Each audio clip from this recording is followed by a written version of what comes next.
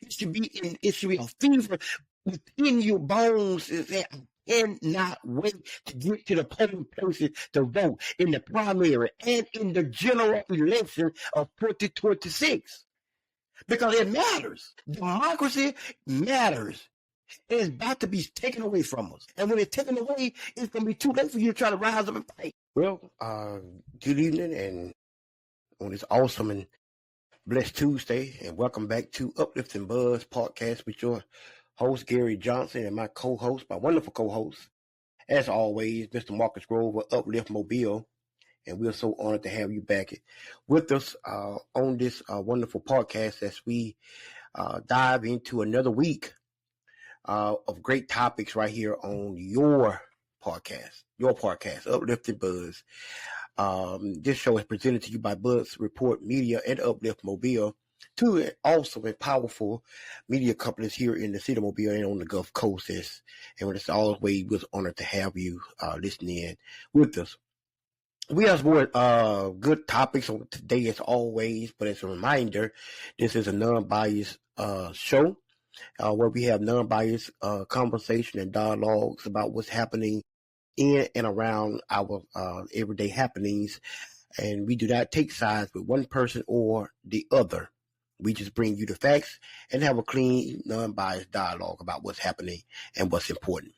And that being said, we're going to jump right into our show, and we're going to get right into our topics for today. We do have some interesting topics. As always, we do touch on, you already know that's hopefully coming to an end, District 2 City Council challenge that's hung up in circuit court before Judge Hambright and waiting on her to make her ruling in that case. We have also the mayor of Mobile, soon to be ex-mayor within the next 5 days. Mayor Sandy Stimpson will be making his exit. He held his last official city council meeting on today. Also, we have a new incoming city council. 2 new members will be joining the diocese downtown Mobile to be a part of the city council. One has a question mark behind her name.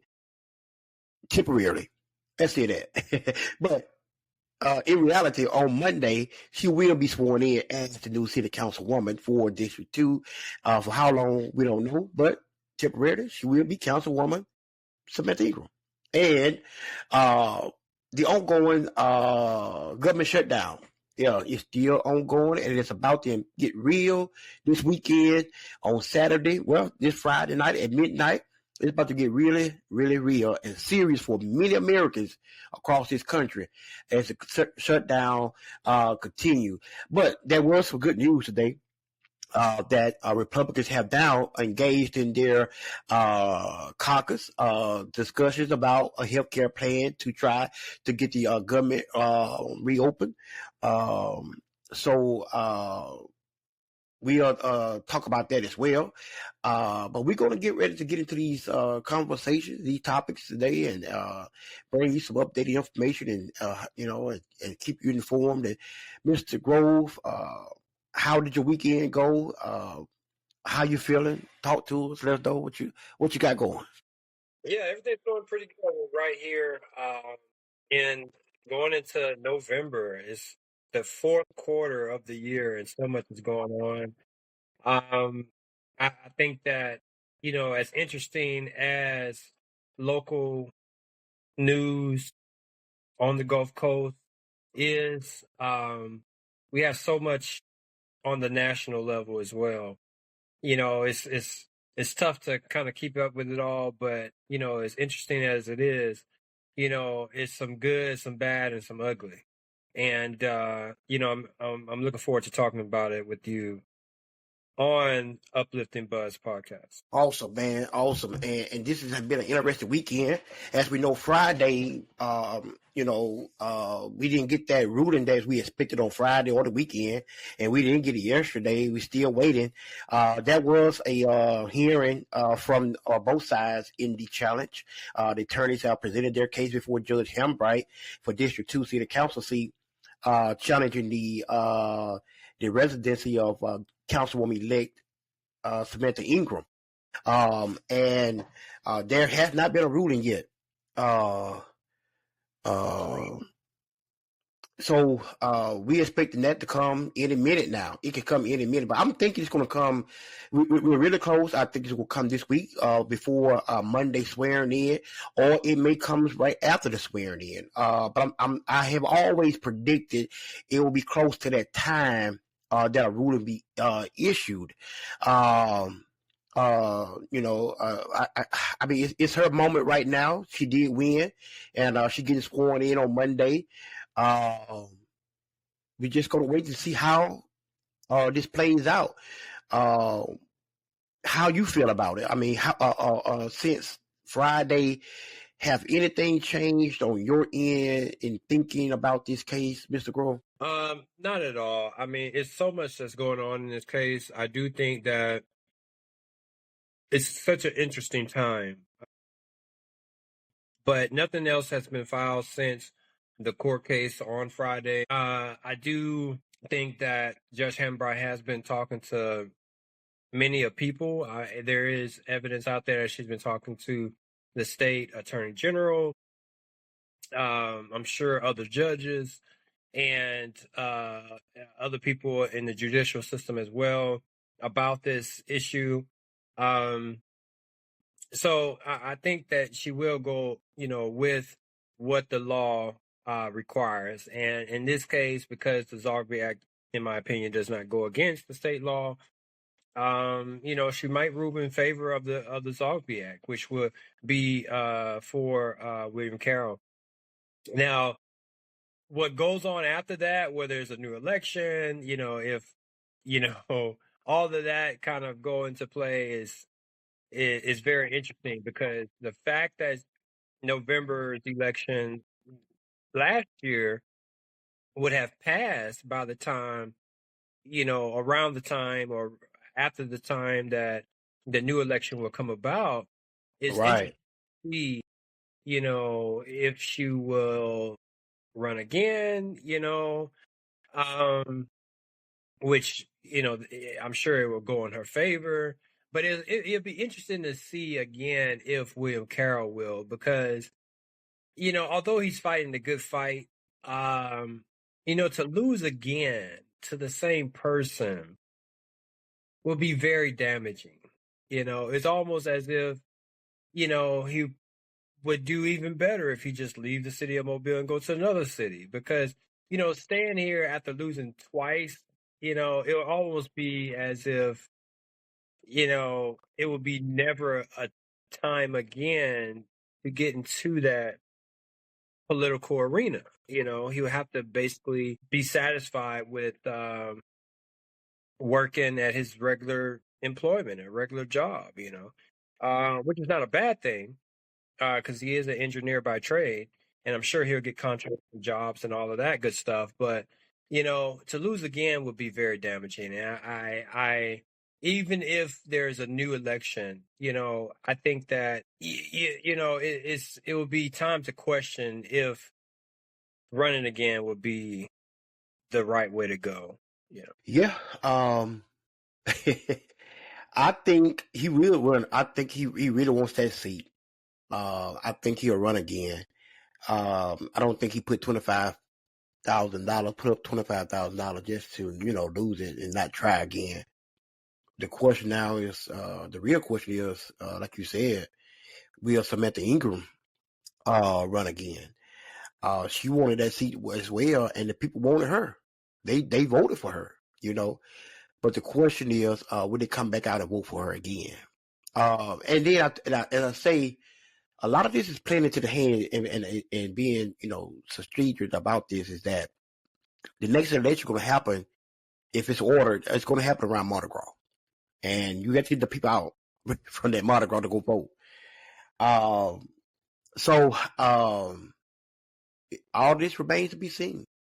And then, not just these two running again, but will there be a new candidate that come out?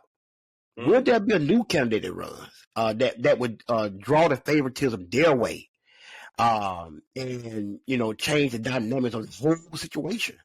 That's a possibility.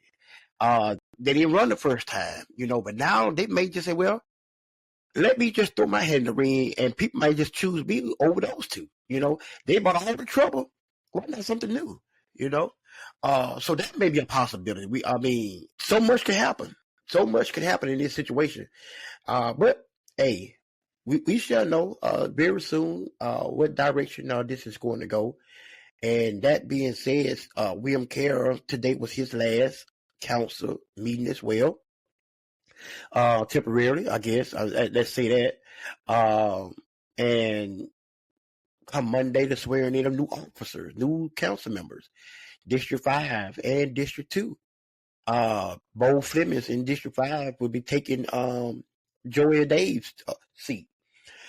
He ran unopposed. Nobody ran against him. They consolidated around one man and, prepare him to take office on Monday. And in District 2, Samantha Ingram will be sworn in for District 2 temporarily. Let's say, quote. Okay. And then across the hall, the mayor for 14 years. Yeah, I think it's 14. Maybe 16, 14, somewhere in that area. Sandy Stimpson have served the city of Mobile. Thrown in the towel, gave it up, and said he'll retire from that position. I don't know, he got plans to run for something else, but he will no longer be the mayor.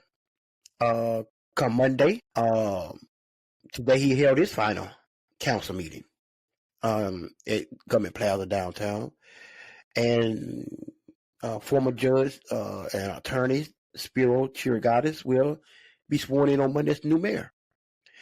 So there's a lot going on downtown this week. It's holiday weekend, Halloween.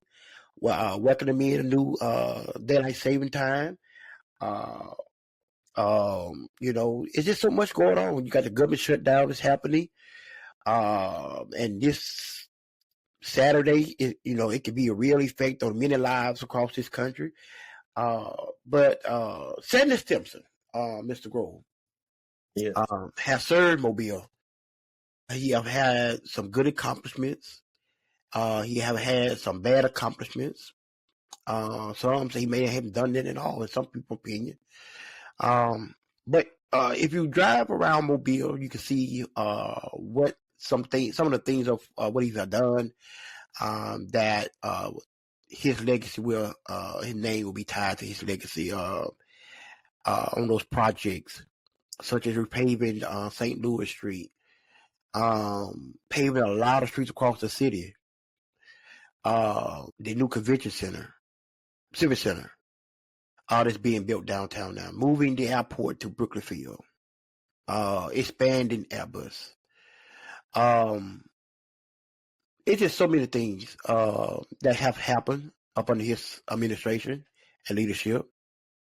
And there are some things that have happened that was not so good and bright under his leadership. And I could see one of those was in regards to the police department, the brutality of African American males, the early morning raids into the African American homes that also caused individuals to be shot and killed, shooting the wrong individual, not releasing body cams in certain situations that happen across this city, so the public can be justified, that the action that was taken was justifiable.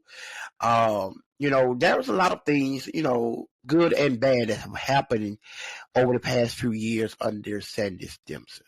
What is your take on his leadership for the city of Mobile during his tenure? Well, being voted in 2013, beating Sam Jones, and then again in 2021, beating Fred Richardson and Carlos Finley. I think that he done a great job, for those conservative individuals who believe that he done a great job.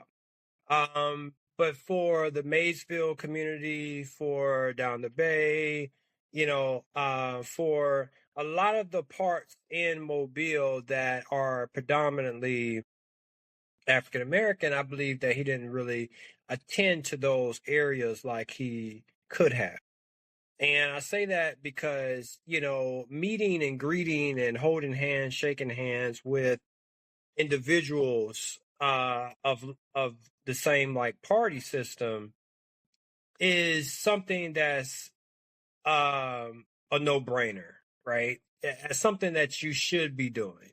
But to meet with the opposite party, to meet with the opposite color, to meet with the opposite Mm. agenda, like people, now that says that marks you as a good leader.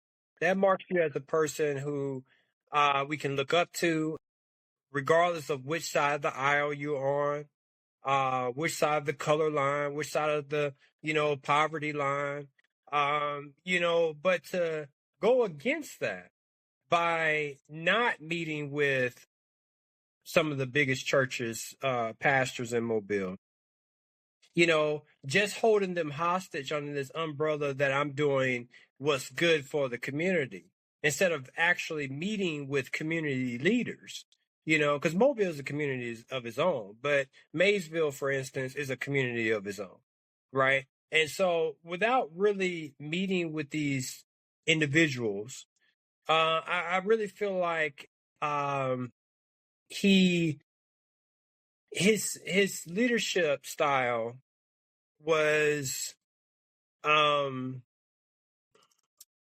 I would give him a 5 out of 10.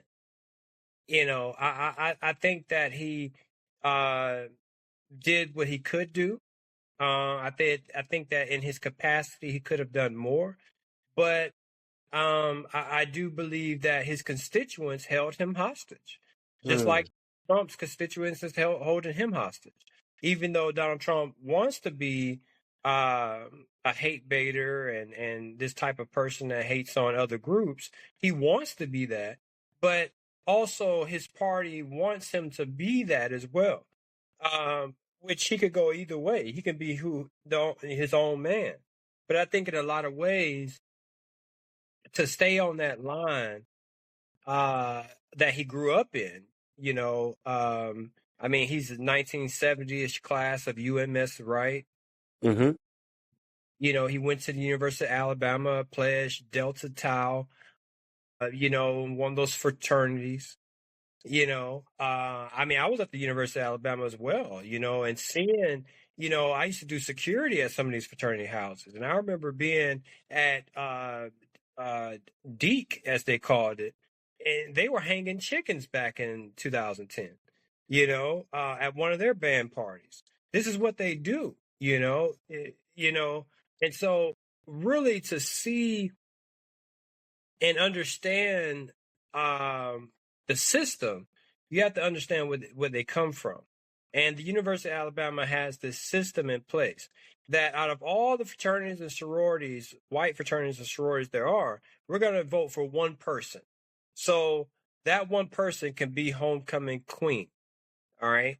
And let everybody else vote for 10 different people. Right. But we're going to vote for one person. And so in a lot of ways, I think that, is understood that we have to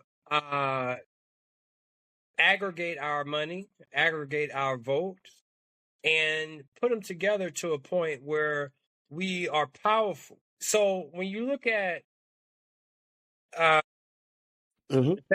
Sandy Stimpson's leadership, you can say that he did well, but at the same time, he didn't do what he could have done.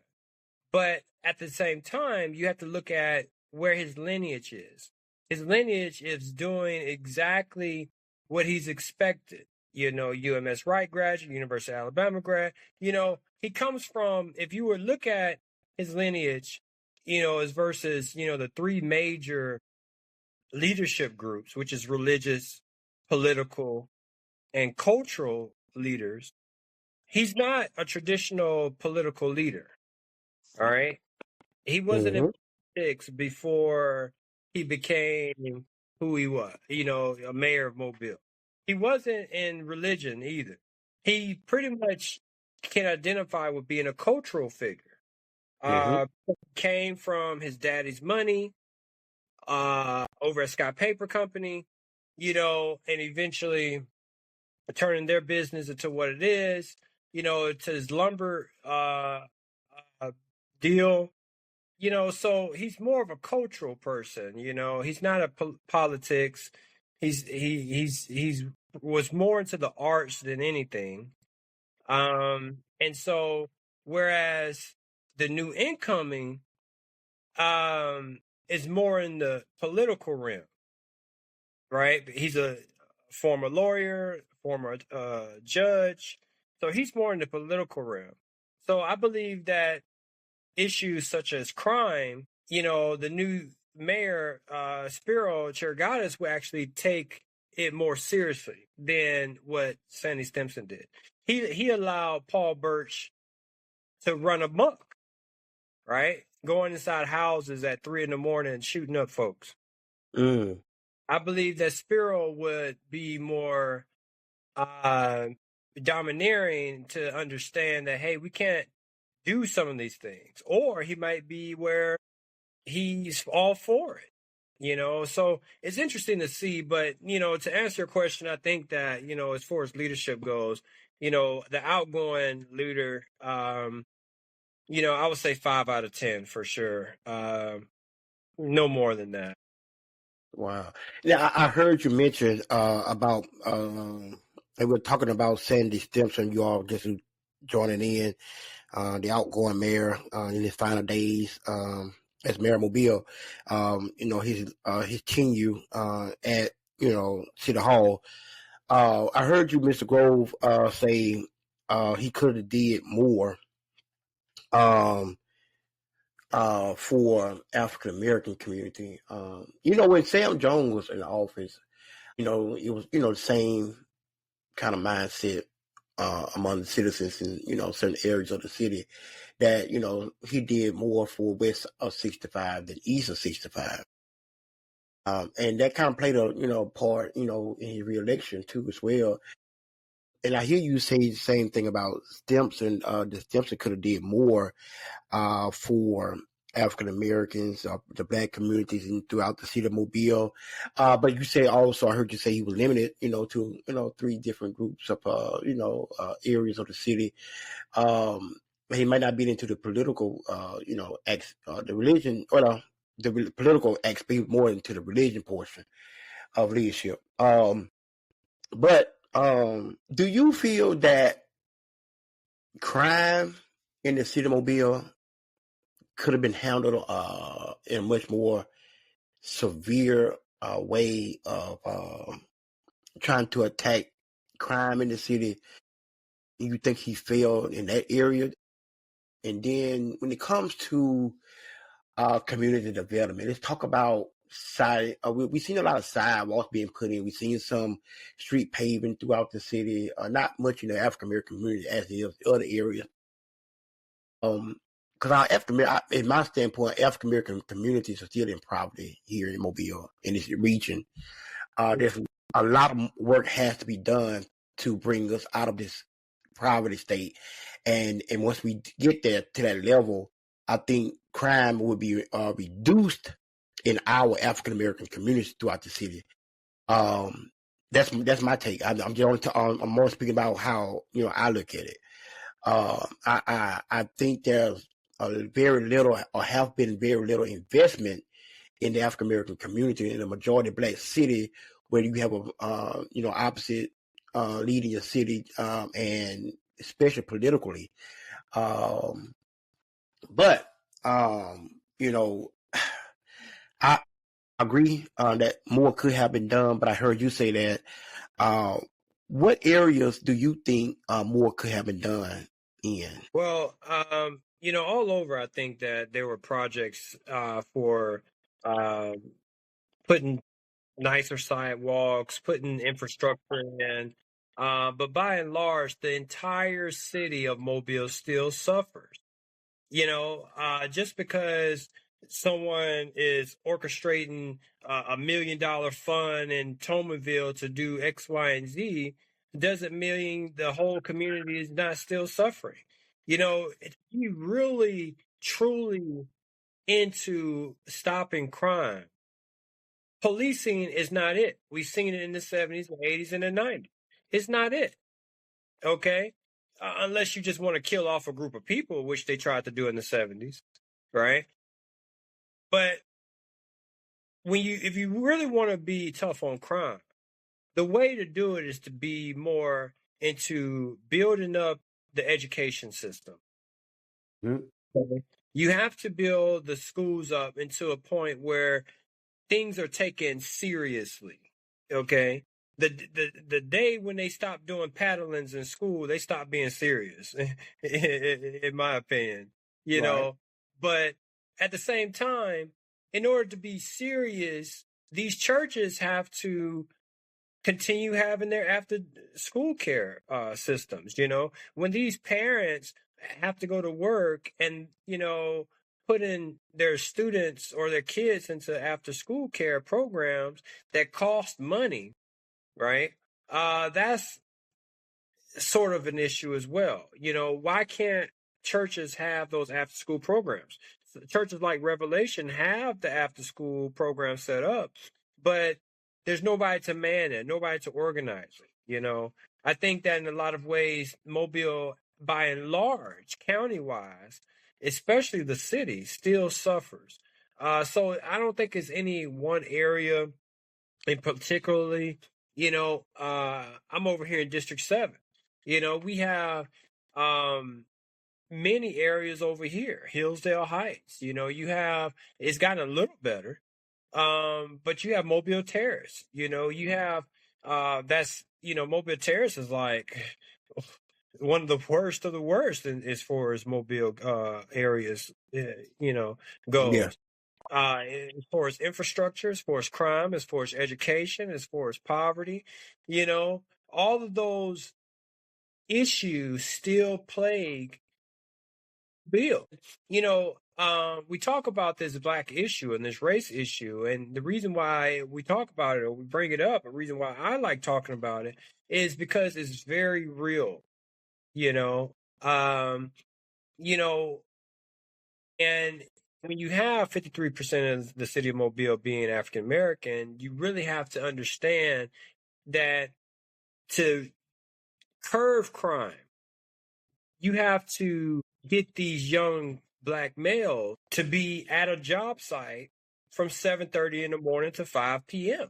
When you look at a neighborhood and there's women on bicycles at Tuesday at noontime, or on pushing a stroller at noontime in the neighborhood, you look at it and assume that's a good neighborhood. But if you look at a neighborhood at the same time and see young men at noon on Tuesdays riding bicycles, then you assume that that neighborhood isn't too great. Well, Mm-hmm. is that we need these young men to be at a job site. Where's the days where young men are going to jobs at 7:30, 8 in the mornings and staying there all day until 5 p.m.? Well, that's what we need. And what's happening is these businesses that's getting subsidized, that's coming into this area, that's not having to pay for land tax, property tax, that's getting subsidies, are coming into this area and they're hiring individuals that are skilled, for one. You know, they want you skilled coming in, Mm-hmm. which already kind of takes out the equation about 20 to 40% of young black males. Um, but in addition, they're hiring individuals that's not even from this area.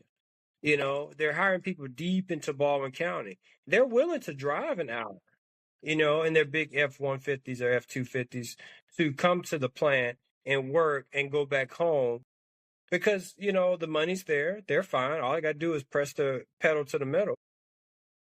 and they'll be back home again. Mm-hmm.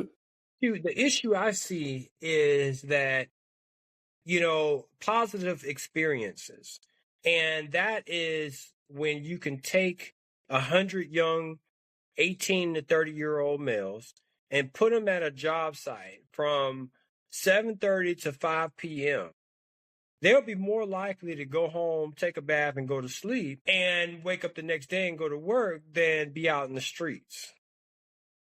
And that's where the problem lies. We talk about recreational and trying to get more fun things to do, and that's great and all, but we need jobs that's paying well, and that's, so they can be occupied. But there's a problem with that. And the problem with that portion is now you're enriching the others. And the worst thing that you can do is enrich a population of people that you fear. And that's reality. You're right. And to add on to what you were saying, is all good. I can't rebuke that.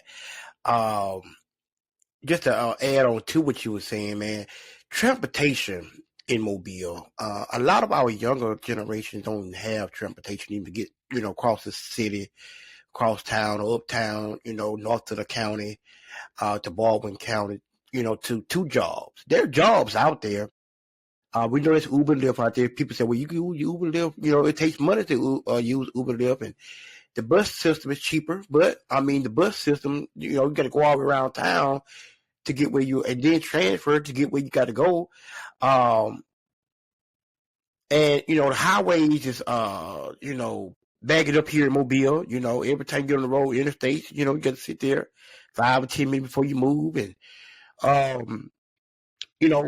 Mobile needs a better transportation system that could transport individuals to jobs, so people can have, won't be discouraged saying, well, I can't get to work. I ain't got no way to get to work, so why apply? And then you find these people, get discouraged. Then they find other things to do that's not productive. They don't have a way to get there. Mobile, it should be having a light rail system that will run to ThyssenKrupp up 43. That's a major steel plant. You got you got the SAB, SAB up there. The new Confor lumber yard up there, Highway 43, that's in Mobile County. Then you have Airbus. You have north end of the county. You have the inner city. Then you go out west. You got all the chemical plants and all out Theodore, and it's just so much in this area, man. All in Baldwin County, but the transportation is limited. It's limited, and then if a person don't have funds to use Uber or Lyft or carpool or ride the bus, because they're gonna be late, how are they gonna get the job? How they gonna get to work? You want them to work, how are they gonna get there? But I heard the incoming mayor doing his campaign in his TV commercial. He was talking about the trolleys. He wanted more trolleys on the street, but the trolleys don't go everywhere. I feel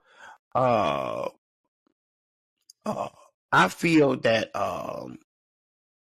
the trolleys are gonna serve a certain group of people. To be honest with you, everybody just want to ride around and trolley downtown. They want to ride from downtown or into downtown. But yeah, the transportation system in Mobile has to improve to make the lives of individuals better here as well. That's my take on it. And I still say I don't know where the mind of this new mayor is at. We haven't heard from him since the election. We don't know who's coming in office with him on Monday, who's the new chief of staff. Is he keeping Barber? Which I think he is. That's probably why he hasn't said anything. Nothing really going to change. Then he may make that announcement Monday. I don't know. Nobody know, except those close to him, I guess. We don't know what the plans are. We don't know what his projects are in the first 100 days. We don't know nothing about this man. And you just go come on the scene and expect everybody just to get with you. You never held political office like this in such nature. I'm pretty sure I met with the council members and then I had discussions, but the people of this city need to know, you know. But I mean, it's not expecting a whole lot to change, but I do expect, him to play in the hands of the big wheels and the money of this city as usual. It's all about what they want. Those same contractors that always get the contracts in the city of Bill, they first in line. He's talking to them. We know that. But, you should be working on behalf of the people and serving the people and providing the people the services that they're looking for, making sure the city progresses and move forward on behalf of everyone. That was Barbara Drummond's campaign slogan. A city that works for everyone. Yeah. I did see Spiro today on Reddit, right? Reddit is a website that's mostly 18 to 29-year-olds, mostly conservative liberals and Republican, or conservative Democrats and Republicans, mostly white and Asian. But I look at that 18 to 29-year-old fact that Reddit holds. It's a lot of people on Reddit, but mostly by and large, just 18 to 29-year-olds. So he's really trying to, feed into that base, feed into the conservative base where, he did say, hey, this is my new Reddit platform. Here's my handles: LinkedIn, Facebook, Instagram. He went down TikTok. He went down the gamut. So, he is pushing his desire to be reelected for sure. So we have to be cautious of that. I'm not saying he's going to be a bad mayor. He may turn out to be the best mayor in the world.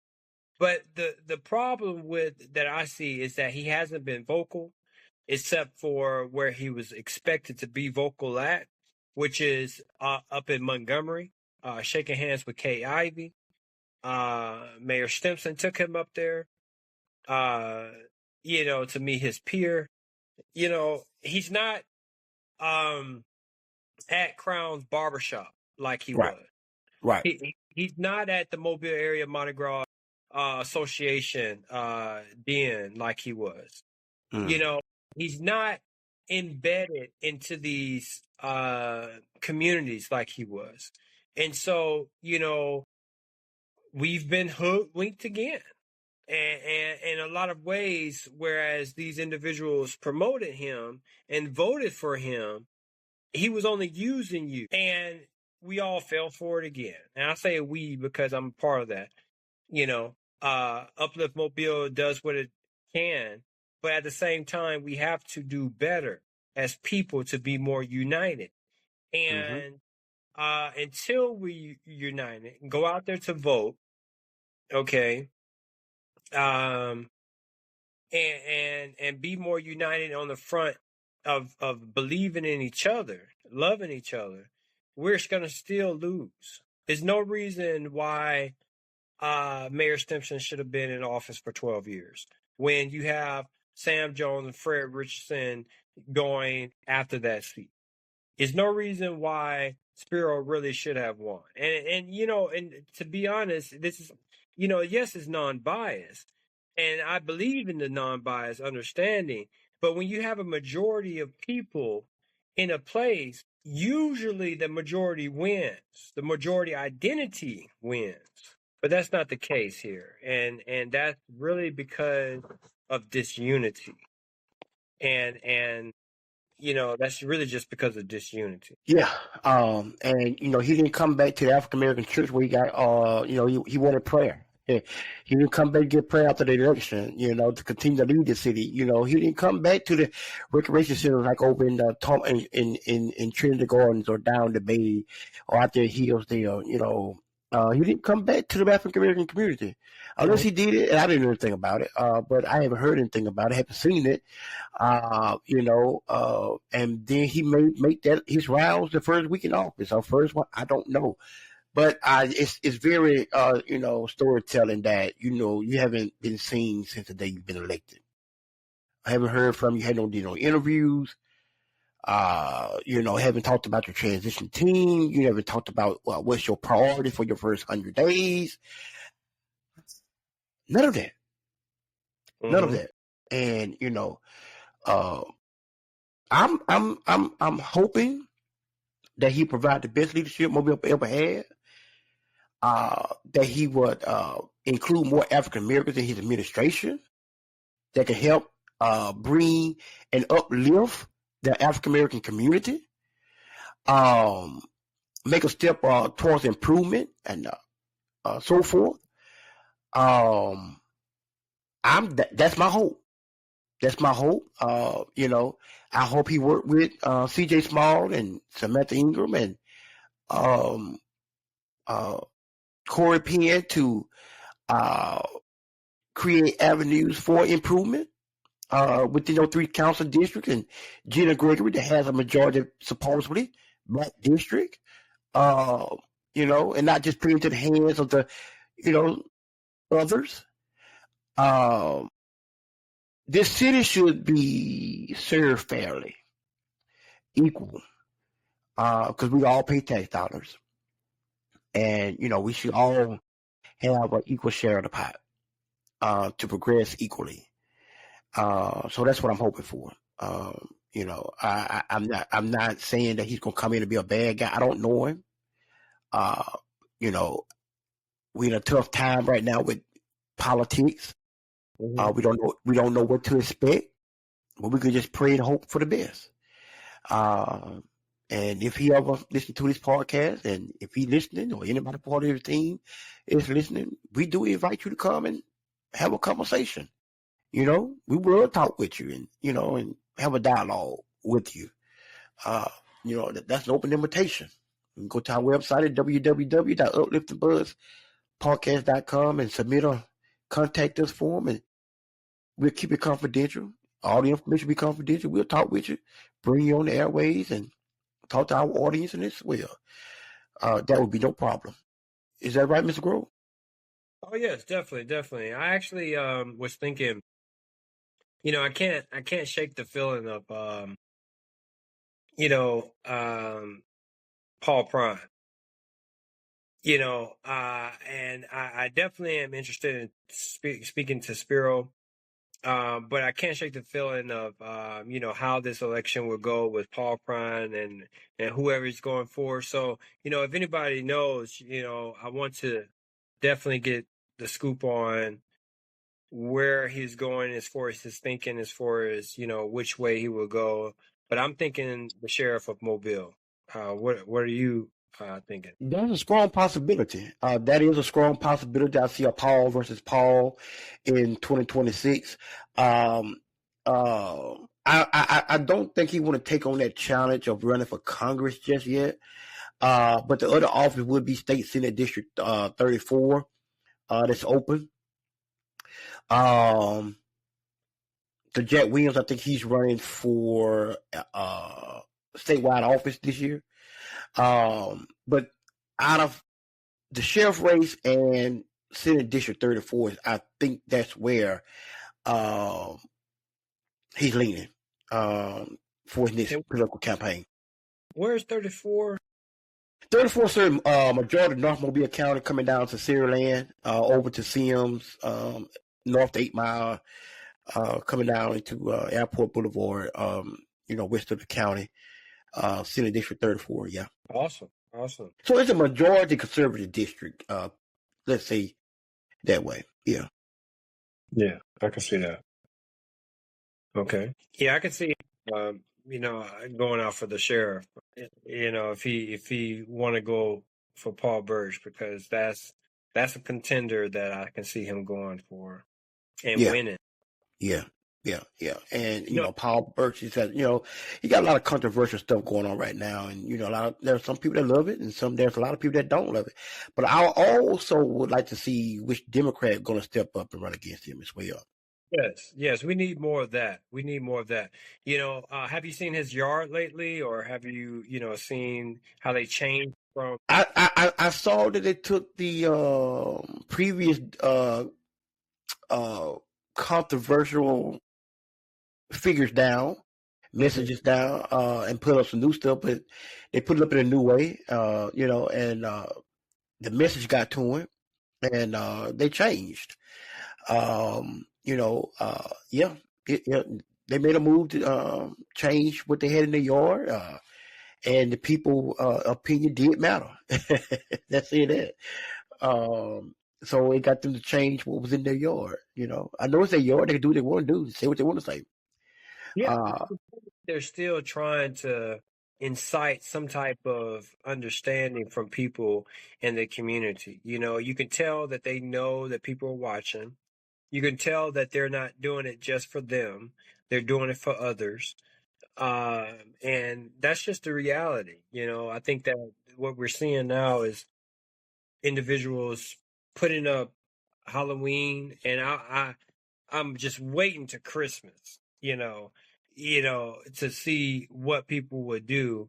But what people are doing now is putting up messages, subliminal messages, to convey a message and incite some type of reaction. mhm. And I don't know if it's because they know that it will go viral, so they become popular, which is a very devious act in itself because, social media has its negative effects. But at the same time, I can see how people can be attached to that emotionally. Mm. And, we just urge everybody to, you know, enjoy it for what it is, but understand that, things do pass. And, but you can tell that whoever's putting it up, his wife did admit to putting it up, setting up the decorations. I think that it's still trying to incite some type of reaction Right, from the. right. And man, these new, I mean, I don't celebrate Halloween, but Me either. these new well, not say costume, but these Halloween figures that these skeletons, and it looks ugly, man. I just don't like it. All those tall things in the yard and by the houses. I went to somebody's house about a week ago and walking up on the porch. They had some in their yard. And man, the thing started talking as I walking up. It really scared me though, for real.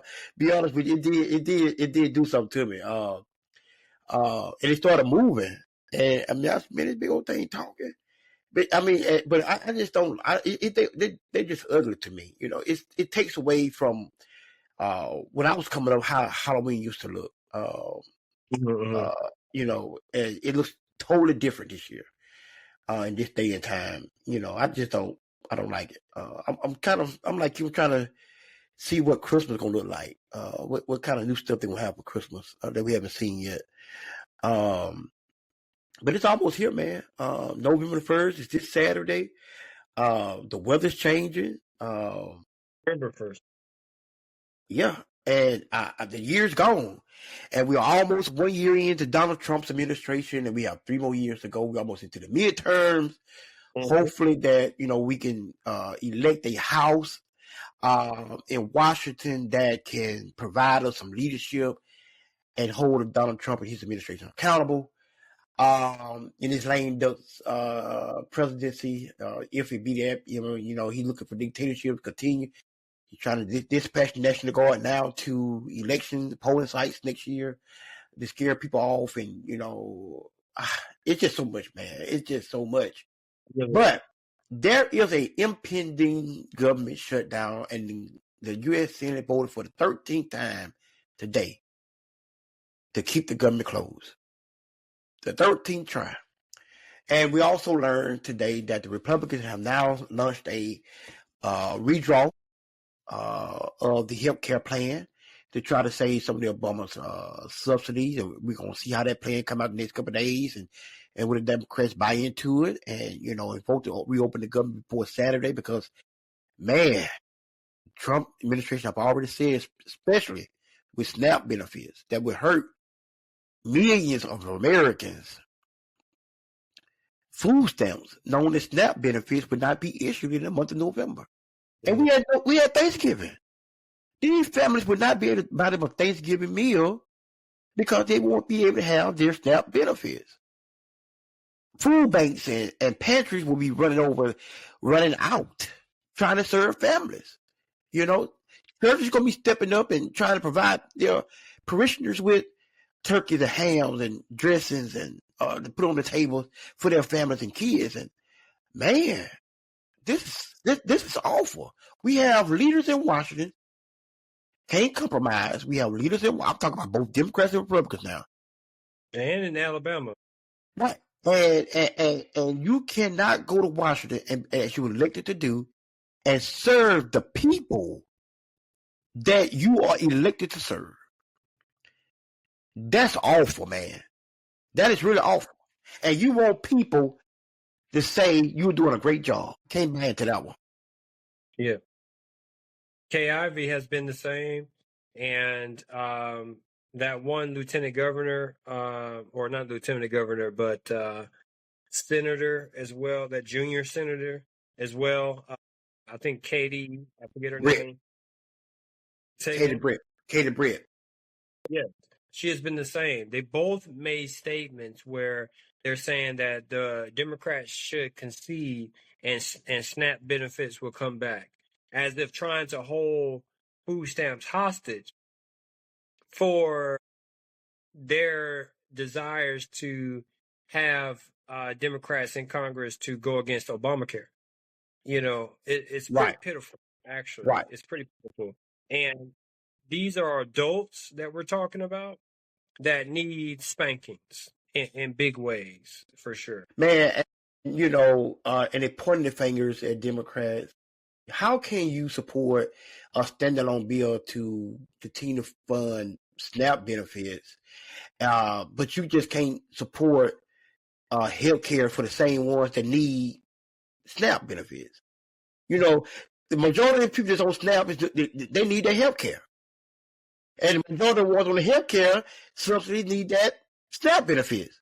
But, if you just go ahead and pass both, everybody be okay, and then you got, I almost said it. Man, it makes me mad.